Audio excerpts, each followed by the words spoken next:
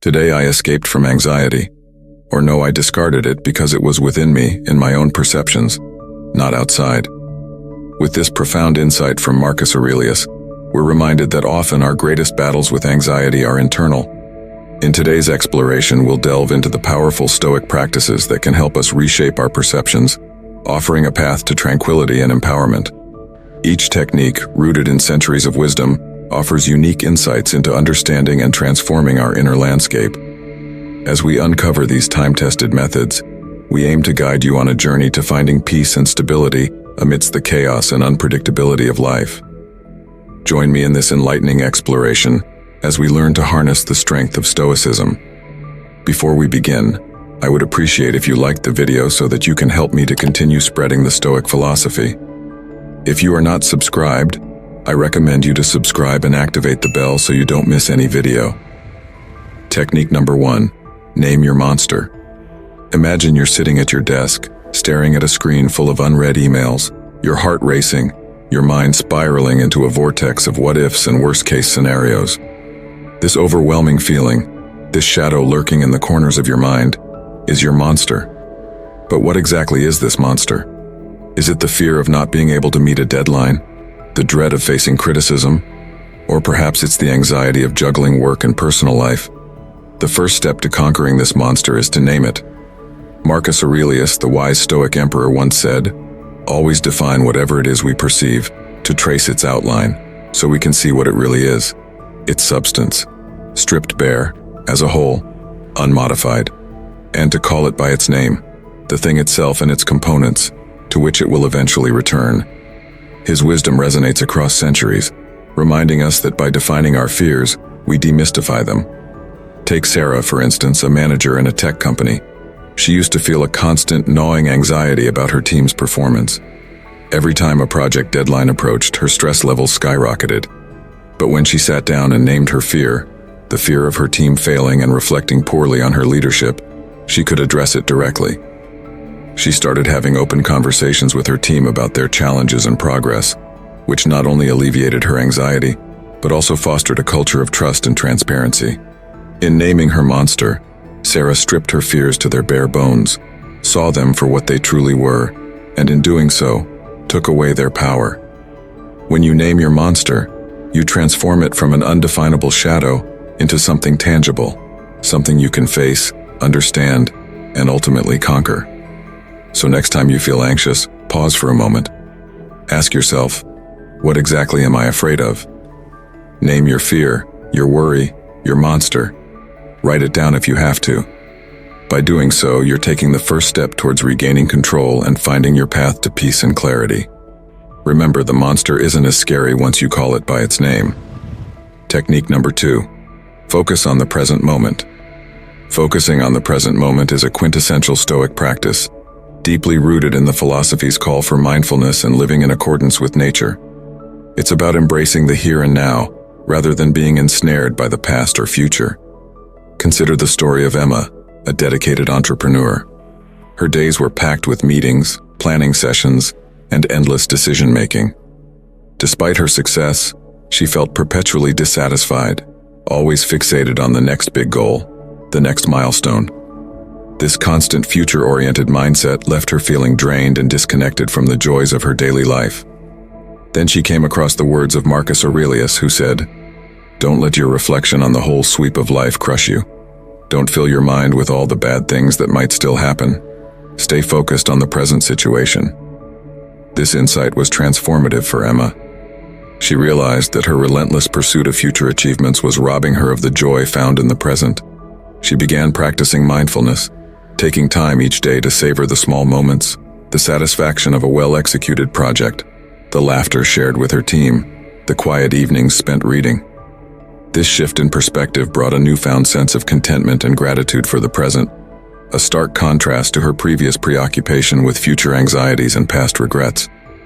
This Stoic principle teaches us that while planning for the future is important, it should not come at the cost of living in the present. By focusing on the here and now, we engage more deeply with our current experiences, cultivating a richer, more fulfilling life. It's about finding balance, preparing for the future, learning from the past, but always anchoring ourselves in the present moment. Technique number 3. Put your impressions to the test. This technique involves a deeper introspection and rational analysis of our automatic thoughts and reactions. Stoicism, at its core, teaches that our emotional responses are not triggered directly by events, but rather by our interpretations of these events. This principle is pivotal in transforming our approach to everyday challenges and stressors.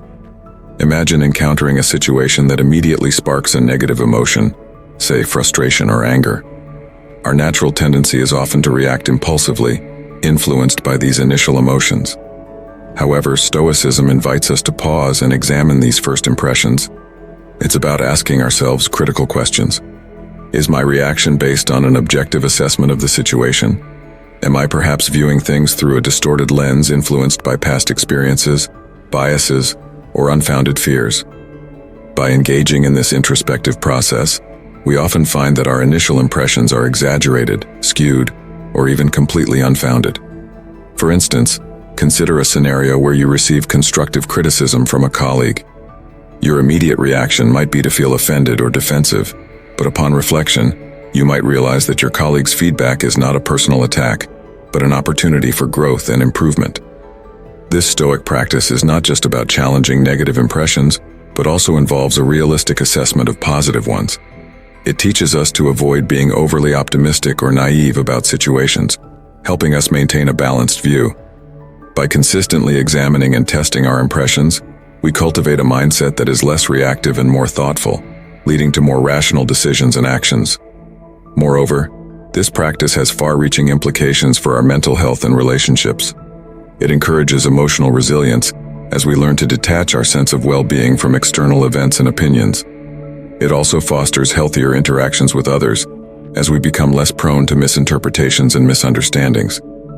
In essence, putting your impressions to the test is about building a strong foundation of self-awareness and rational thinking. It's a powerful tool in navigating the complexities of life, empowering us to respond to situations with clarity and composure. This Stoic practice transforms not just how we view the world, but how we engage with it, leading to a more fulfilling and balanced life. Technique number 4, assess your wants. This is a key Stoic technique. We delve into the art of differentiating between our desires. Stoicism, at its heart, teaches the importance of focusing on what is within our control. This principle, when applied to our daily lives, has the potential to transform our approach to ambitions and desires, leading to greater contentment and reduced anxiety.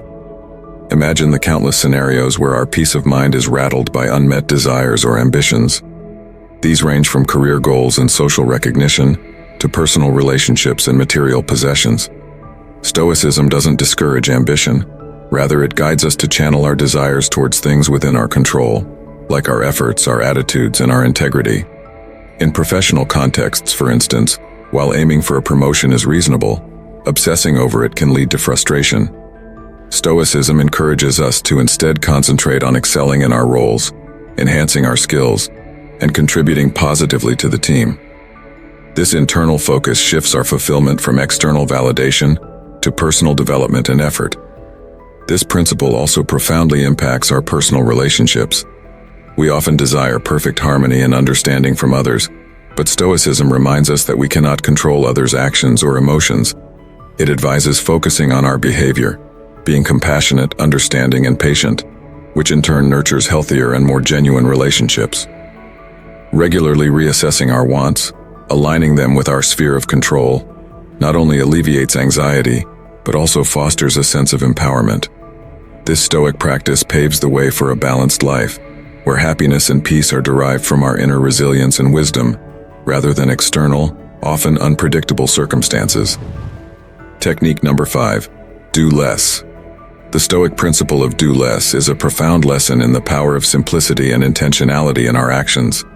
It's a reminder that in a world that often equates busyness with effectiveness, true productivity and contentment lie in focusing on what truly matters.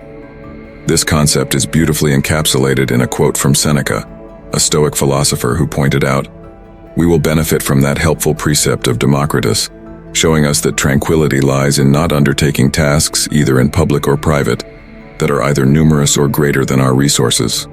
This wisdom from Seneca is a call to reassess our priorities and commitments. It urges us to focus on fewer tasks, but to execute them with greater care and attention. In real-life terms, embracing this Stoic lesson could mean decluttering our schedules. It's about learning to say no to things that don't align with our core values or contribute to our goals. For example, in a professional setting, this could translate to focusing on key projects that drive value, rather than scattering energy across numerous unproductive meetings and peripheral tasks. It's about quality over quantity, depth over breadth. Applying this principle in personal life might involve simplifying routines or commitments, allowing more time for self-care, reflection, and activities that genuinely bring joy. This practice of doing less but with greater focus and quality can lead to a more balanced, fulfilling life and a state of tranquility that Seneca describes.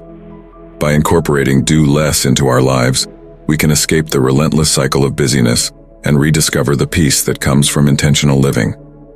This approach not only reduces stress and anxiety, but also enhances our capacity for mindfulness and presence in every moment. Technique number 6. Practice negative visualization. The practice of negative visualization, deeply rooted in Stoicism, offers a transformative approach to life. It involves contemplating potential negative outcomes, not as a form of pessimism, but as a strategy to enhance gratitude and resilience. Seneca's guidance on this: what is quite unlooked for is more crushing in its effect, and unexpectedness adds to the weight of a disaster. This is a reason for ensuring that nothing ever takes us by surprise. We should project our thoughts ahead of us at every turn, and have in mind every possible eventuality, instead of only the usual course of events. Serves as a foundational thought for this practice. In everyday life, negative visualization can have profound applications. When we imagine the loss of something we value, be it our job, health, or a relationship, it not only makes us appreciate these blessings more, but also prepares us mentally for any eventuality. This preparedness is not about expecting the worst, but about being equipped to handle life's uncertainties with a balanced mind. For instance, in personal relationships, imagining life without a loved one can lead to a deeper appreciation for them and the time spent together. In the workplace, visualizing the potential failure of a project can spur proactive measures to mitigate risks and value the success when it comes. Negative visualization also extends to our personal growth. By contemplating challenges or obstacles, we can develop resilience and adaptability. This Stoic practice helps in building a mindset that is not easily shaken by external circumstances. It encourages a life of preparedness, where surprises are fewer and life's ebb and flow are navigated with composure. Thus, negative visualization is a powerful Stoic tool. It's about embracing life's unpredictability, preparing for various eventualities, and cultivating a profound sense of gratitude for the present. This approach leads to a more balanced, resilient, and fulfilling life experience. Technique number 7. Take a motionless moment. Expanding on the 7th technique, take a motionless moment. Within the context of curing anxiety through Stoicism, we find a profound invitation to embrace tranquility in its purest form. Marcus Aurelius, in his insightful musings, captures this essence: to shrug it all off and wipe it clean, every annoyance and distraction, and reach utter stillness, child's play. This Stoic practice is particularly effective in managing anxiety. In our daily lives, where stress and worry can often feel overwhelming, finding moments of stillness allows us to step back from these anxieties, offering a space for calm and clarity. It's not merely about physical stillness, but a mental respite as well, where we disconnect from the chaos of our thoughts and the external world. Incorporating this into our routine could be as simple as dedicating a few minutes each day to be in a quiet space, free from distractions. This might look like sitting quietly with a cup of tea, taking a leisurely walk without our phones, or simply sitting and observing the world around us. These moments of stillness are not about actively trying to solve our problems or to stop our anxious thoughts. Instead, they offer a break from constant mental stimulation, a rare opportunity in our fast-paced world. Furthermore, these motionless moments can become a practice of mindfulness, where we observe our thoughts and feelings without judgment. This aligns with the Stoic belief of understanding and accepting what we can and cannot control. By regularly engaging in this practice, we develop a heightened awareness of our internal landscape and a better understanding of our anxiety triggers. In essence, take a motionless moment is a powerful tool in the Stoic arsenal for combating anxiety. It teaches us the importance of pausing, reflecting, and reconnecting with the present moment. Through this practice, we learn to cultivate inner peace and resilience, essential qualities for managing anxiety and leading a more balanced, fulfilling life. As we conclude our exploration of these 7 Stoic techniques for curing anxiety, I invite you to reflect on how these ancient principles can be applied in your life. Remember, dealing with anxiety is a journey, and incorporating these Stoic practices can be a transformative part of that journey. I encourage you to try these techniques, see which ones resonate with you, and integrate them into your daily routine. As you do, observe the changes in how you manage anxiety and face life's challenges. Please share in the comments below how these Stoic techniques have influenced your approach to anxiety. Your stories not only inspire me but can also offer support and encouragement to others in our community seeking solace in Stoicism. Together, let's embrace the wisdom of Stoicism and navigate the complexities of life with more calm, clarity, and resilience. You can now join our exclusive Stoic Bond community. Becoming a member unlocks a host of benefits designed to enhance your journey with us.